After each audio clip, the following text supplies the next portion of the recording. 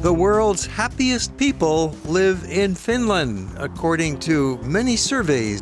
So let's take a look at Helsinki, the capital, to find out what's going on here. Why are these people so happy? The Finns will say it's more a matter of being content, being satisfied with their lives, rather than giddy, haha, happy all the time. And that's because their society functions very well.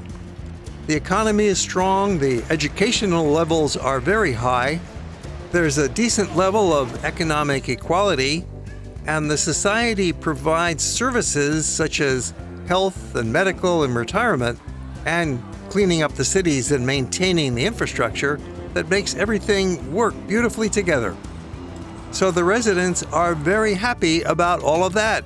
Of course, they do pay high taxes, but generally have a trust in the government and feel like the money is being pretty well spent on the society. Another reason why their life is good is the city is a beautiful place. It has lovely buildings, it's nicely designed, plenty of sidewalk cafes and outdoor activities for those warm summer months, good streets, lots of bicycle paths, pedestrian areas, with enough urban density to provide those walkable neighborhoods and shops and cafes nearby, but it's not crowded. Helsinki's town planners have done such an excellent job of creating a livable city that it was praised at one time by the Harvard Architectural Digest as the best designed city in Europe. This is a relatively small capital city with a bit more than 600,000 residents. But there's an underground metro system and numerous light rail trams running on the surface along the main street. This transit system is well utilized because people are not living in the suburban sprawl pattern that we often find in America. The locals pronounce their city Helsinki, while many in the West call it Helsinki, which is more comfortable for Americans, but in this program I'll go back and forth. Either way is fine. It was founded relatively late by European standards in the 17th century, and it was designated as the capital of Finland in only 1812. The small town was initially built of wood and burned down several times, so that nearly all of the buildings that we see today are no more than 200 years old. Relative youngsters by European standards. As a result, we do not have that typical old town feeling with ancient buildings and cobblestone lanes and narrow winding alleyways, or any grand monuments from the Middle Ages or the Renaissance. Instead, we have an attractive modern city that offers the residents and the visitors much to enjoy. The nation is also quite young, achieving its independence only in 1917. After a century of occupation by Russia, preceded by 650 years of control by Sweden from the mid-12th century. Finland is located between Sweden and Russia and was often caught in the middle and devastated by the wars between those two larger powers. Helsinki is continental Europe's most northern and remote capital city, and shares a border with Russia that's 1,300 kilometers long. And we've seen in recent times there's some concerns about that border, but everything is very safe and peaceful in Finland. A free, independent country enjoying one of the world's highest standards of living. Finland is actually a huge country. It's the 6th largest in Europe, but with only 5 million people, it's one of the least crowded nations in the world. Because of this concentrated urban center, visitors will find that it's very easy to see the sights of Helsinki on foot, and active pedestrian efforts will be richly rewarded with many fine discoveries.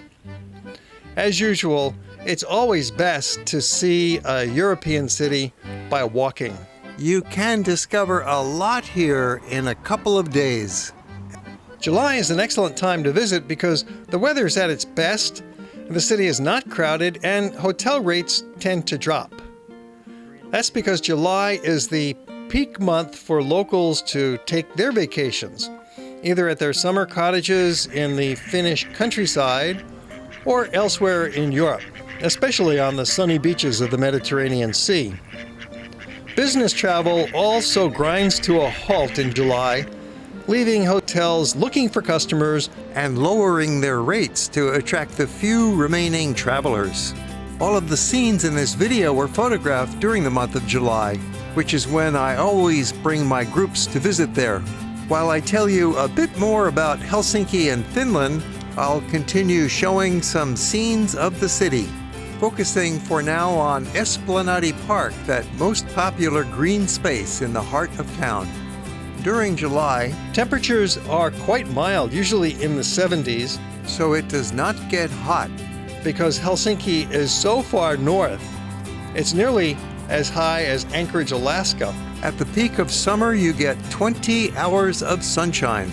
There will still be plenty of locals in town for you to mingle with if you so choose. And you'll find that most of them are friendly and fluent in English, and they like spending time outdoors on the streets, in the cafes and parks, enjoying that fleeting good weather. You can imagine when there's 20 hours of sunshine in the middle of summer, there's also 20 hours of darkness in the middle of winter. So they truly enjoy taking advantage of the summers.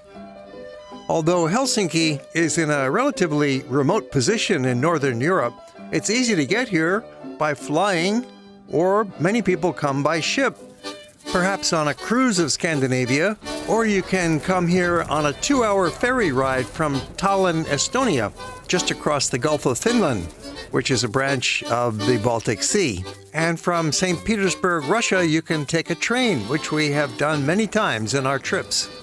Surprisingly, Finland is not part of Scandinavia, nor are they related ethnically to the Slavic people of Russia, which borders them to the east. Instead, they are grouped with Scandinavia as Nordic cultures. Somehow the Finnish language is most closely related to Hungarian, although it's really not clear how this happened. The two main ethnic groups in the country are Finnish and Swedish, so the country has 2 official languages, with many street signs labeled with both Finnish and Swedish. But 88% of Helsinki natives speak Finnish as their first language. And nearly all of them speak fluent English. You'll have no trouble communicating with the Finnish people. Children begin their schooling in kindergarten, and by age 9 they start foreign language training, with French and German currently the most popular choices. English had been the number 1 preference until Finland's entry into the European Union. At age 13, students who speak Finnish as their first language start learning Swedish, and vice versa. By age 14, most students begin learning a 4th language. Thanks partly to the excellent education system, Finland has one of the strongest economies in the world. Recently ranked as number 2 for competitiveness, and they're in the world's top 10 for good environmental policies. Finland is the first country in the world to prepare plans for a national circular economy. Have you heard of that? Circular economy? It's basically recycling, reusing, repairing, lower consumption, protecting the environment from climate change, pollution, waste, and loss of biodiversity. Finland does have the highest income tax in the developed world, averaging 57%, and also among the highest sales taxes, 24%. But the people of the country get a lot for that money. For example, the government provides a generous child care benefit. That's another reason why people here are so happy. Well, this has been our general introduction to Helsinki and Finland. And we have another movie that's a city tour of Helsinki. So be sure to look for that one in our collection. We'll show you the great monument to Sibelius, the church in the rock, Senate Square with the great Helsinki Cathedral and government buildings, the modern art museum of Kiasma, some fine dining at classy restaurants, the fabulous shopping malls of town, and more of the city, including downtown and the department store Stockmann. and we'll take you over to the hip design district. You'll find that Helsinki is an excellent place to visit. We have many more movies about Scandinavia and the rest of Europe in our collection. Be sure to take a look. We frequently upload new movies, so please subscribe to our channel and click that little alarm bell so you'll be notified. And if you enjoyed the movie, how about a thumbs up? And we always welcome comments down below. Or if you have questions about the destination, make note and we'll answer them. Thanks for watching.